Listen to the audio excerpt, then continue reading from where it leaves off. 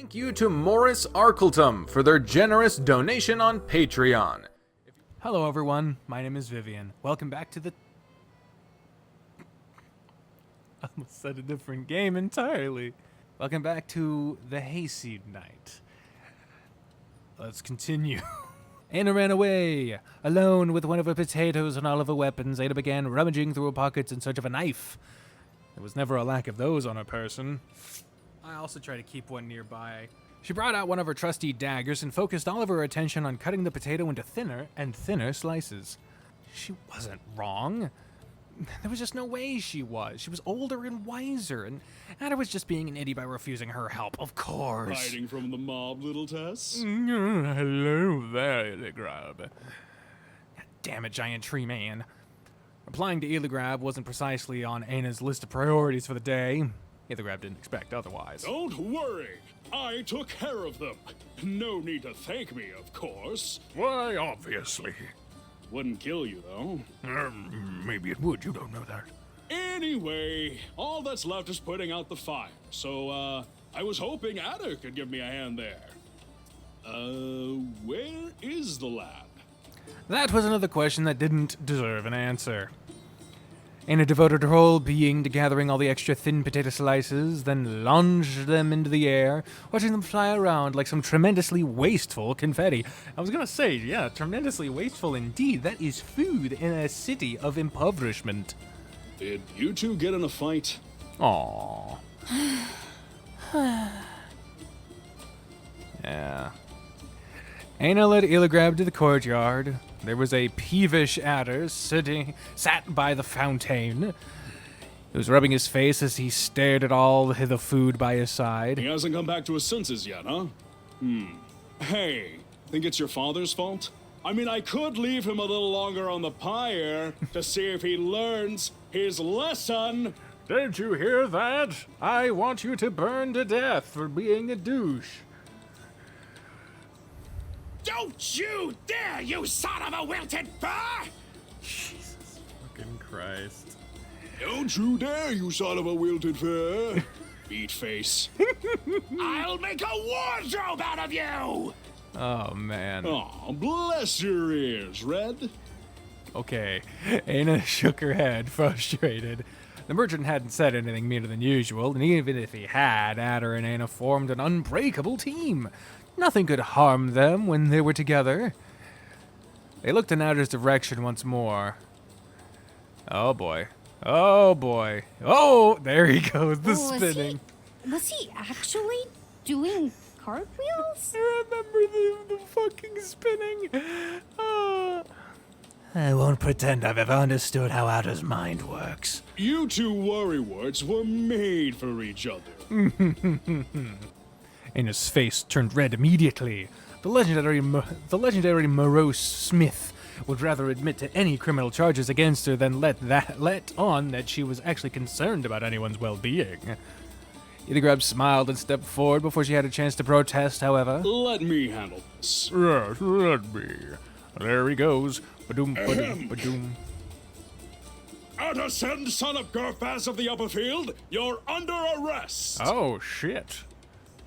Oh, three, I'm sorry. I'm so sorry. I knew that it was against the law, but I couldn't just go tell Ader. Please don't kill me. Oh, man, he see, this is why pleading the fifth is a thing.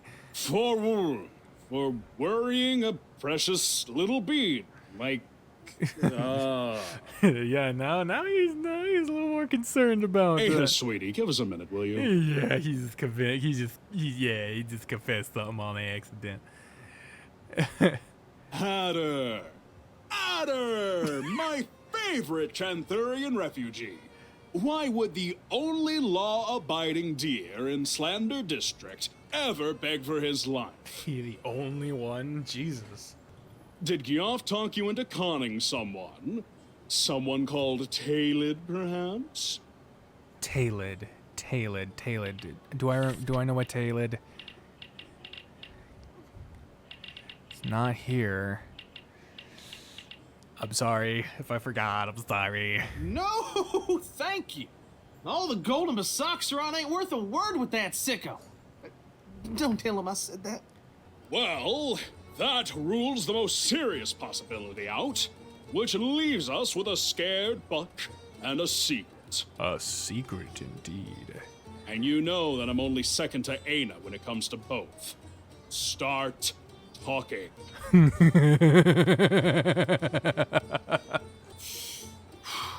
All right. If I'm gonna die, at least let me die an honest buck.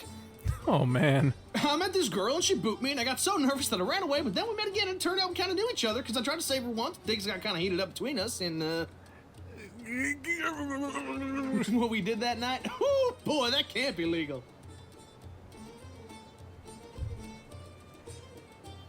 Man. One of the things I really don't miss about having to change in a men's locker room. I do not miss obvious fucking chest pounding. Oh, say no more. So, you shed your antlers. That's no big deal. And most certainly not a crime. Though you know, fawns happen. You do know about that, right? Ye olde condoms are a good idea. Ader, I love you like a son. But please, don't make me take on your father's actual educational duties. How would a tree man talk about the birds and the bees? A sapling? I don't know. I couldn't think of anything funny. Maple syrup is involved somewhere, I I'm know sure. where fawns come from. That ain't... From a stork, right? Good. Then what could... Oh, of course. I should have known from the very first moment. Uh-oh. Ader's eyes lit up slightly. Illigrab let a heavy hand fall on the book's shoulders as he took a deep breath. Ader, no matter how guilty you feel, cheating is not a crime. Say what? Say what now? I want you to know that I don't approve of what you've done, but I'm sure Eina will understand if you talk to her. Oh, man. Man. This is awkward as shit. I'd never cheat on Eina. I'd have to be courting her for that anyway. You're not? Course not. My boss is the strongest and the coolest and cute as a bug to boot. Ain't nobody good enough in this world to court Eina, much less me. Okay, you're getting better. You're getting back on my good side. Eina's pretty freaking cool. I could never find me a doe like her. Aw. But kid, she's not a... Uh-oh. I thought I saw something in the upper corner. I was like, oh, what was that? And then fucking drop kick out of nowhere. If a tree falls on a temple, and there are 3 people to hear it, including the tree itself, does it make a sound? Well, according to the sound direction, yes. The answer is yes. He says doe. Oh, boy. Oh! All right, kiddo. That's the end of the talk. Why don't you go back to sulking in the corner or something? Oh, boy. Illigrab laughed awkwardly as Eina dragged him away. You're lucky I can't have you arrested, you unruly little beast. Yeah, you did just assault an officer. She knows she's immune. Yeah, of course. Mock your biggest ally. Literally and figuratively.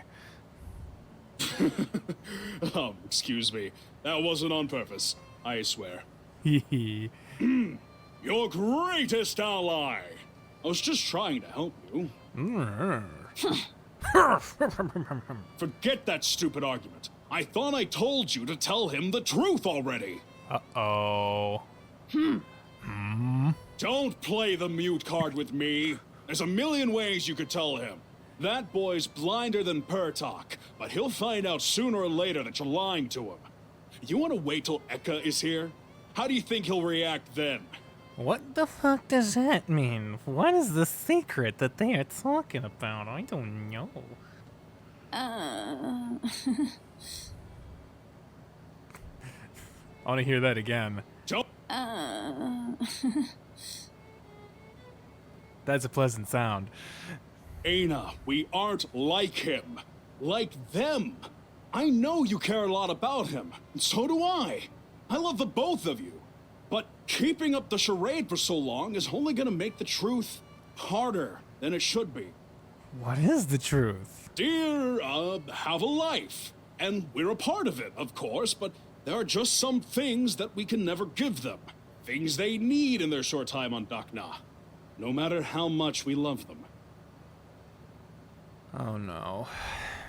Ader is no exception to that rule. He's beginning to realize that you're not the son of his life, Eina. Take the whole Knight business out, and what do you have? He's just a boy with down-to-earth concerns. He wants a farm. He wants a family. He will move on one day and find those things. And we should be happy for him. Do you understand? Oh man. There were some concepts that Eina was acutely aware of, even if she herself didn't realize that. How painfully small her influence could be on anyone's life was one of them. A few moments went by in complete silence as she contemplated the faces that had left her behind already.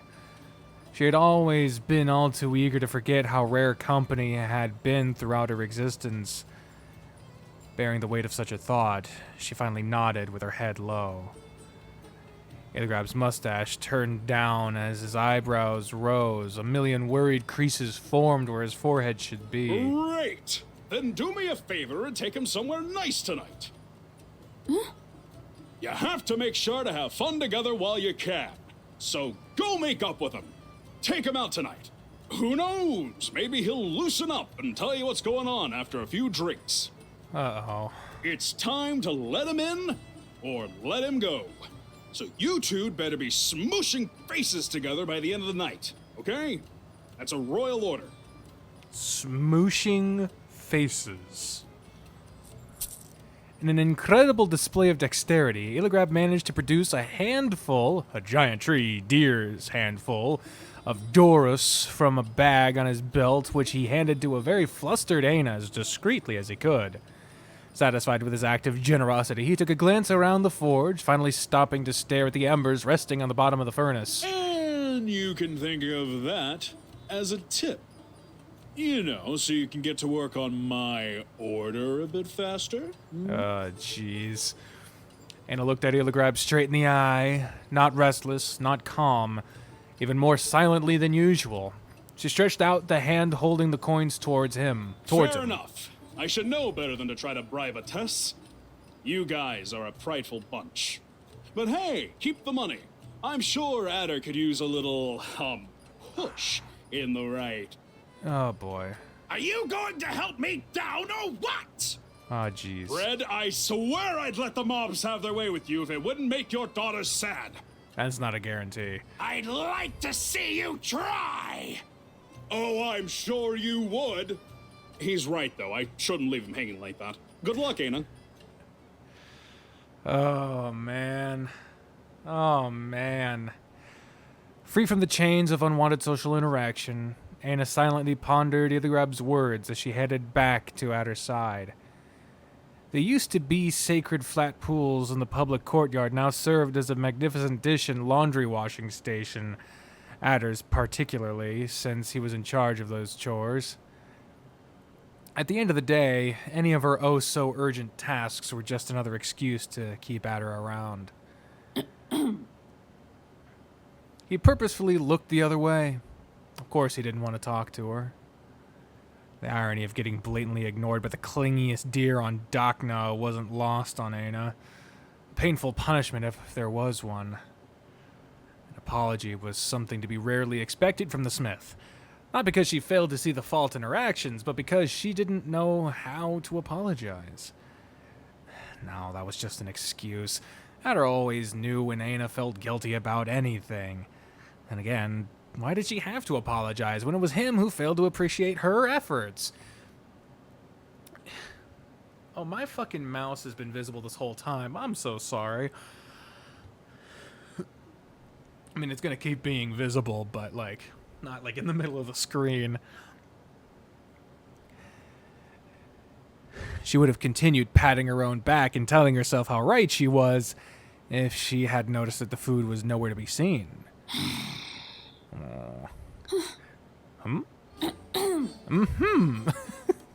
I love the animation in this game. Yeah? Yeah. Anna carefully removed from Ader's hand the brass dish that he'd been polishing over and over. I remember this CG coming It's up. not clean yet. There's some red spot that just won't get. There it is. An incredible feat considering he'd been washing that same dish since our conversation with Illigrab started. The dish had been cleaned with such dedication that she could see her reflection in it. Anna stared at the dish. She is so fucking cute. And then at Ader. And back at the dish. Ader again. Is the Old Spice guy going to show up at some point? Oh, once satisfied with her observation, she whacked Ader's snout with the flat side of the dish in a manner she considered softly. What is it now? Oh, jeez. Smirking in the most annoying fashion possible, she shoved the dish on Ader's face. Yeah, there it is. Just let me clean that darn dish. Oh, man. Anna turned the dish around once more to make sure she was right. There was no spot to be seen.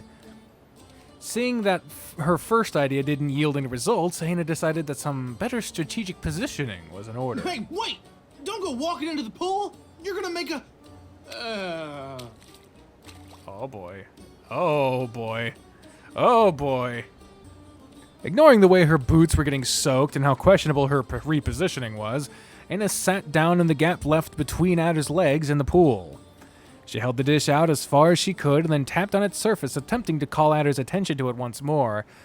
He had to regain a bit of composure first. Can't you see the spot? It's there, right next to your face. A brief lapse of clarity came about as Ader's sight traveled towards a red blur on the brass dish, right where his left eye should have been. Oh, Ader, you're so silly. And I'm done.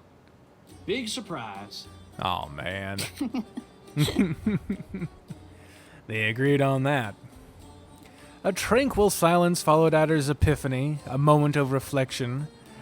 Literally. Okay. Eina looked up at Ader with her big lilac eyes, hoping to tug at his heartstrings in lieu of an apology. Some people would call that kind of purposefully cute look manipulative. Some would call it the shut the fuck up strategy, but okay. Some people would get their asses kicked. Well, darn, boss. I may not be all that used to the eye thing just yet, but I don't really need two eyes to see when you're trying to play me. Oh, snap. Anna patted Ader's enormous arms as patronizingly as she could, ruffling the fur that covered them. It seemed none of them would exactly apologize for what happened. Oh, jeez. So, of course, they went back to playing with the dish like the big children they were. I love them so much. Oh, it's turning. It's turning back and Who the forth. hell's that gnarled leafless palm tree? That ain't me. There just ain't no way that's my face. Where'd my cheeks go? No wonder I don't recognize myself. Yeah, man. Hold up. How did she even manage to recognize me then? Was that magic too? Uh-oh. Uh-oh. Aina's expression is about to not be so cheerful. Aw. Aina had no idea who she was or what magic he was talking about, but there was only one gigantic one-eyed road deer with shovels for hands in the whole city. Ader put the dish away, fixing his gaze farther in the fountain, where a statue stood, mutilated and bereft of the glory it had ages back. Curses. Ain't no way I could forget someone like that twice.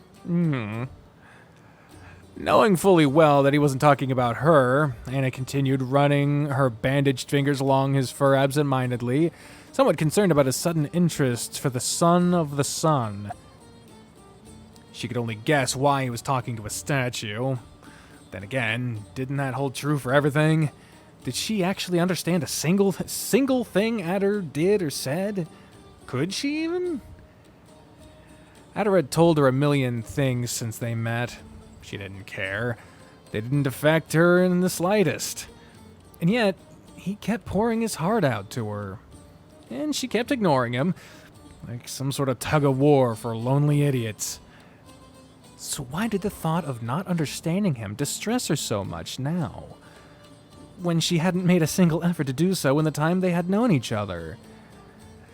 In the time they had known each other. Ildegrab's words resonated within her, making her feel a guilt she usually quieted with violence.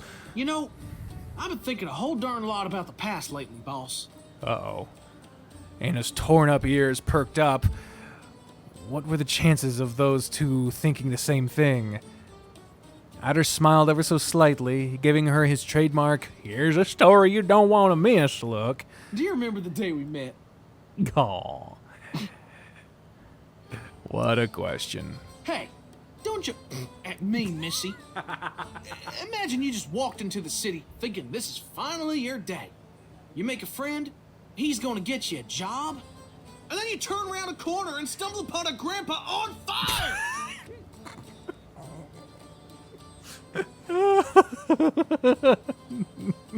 Nothing's changed as far as Eina was concerned.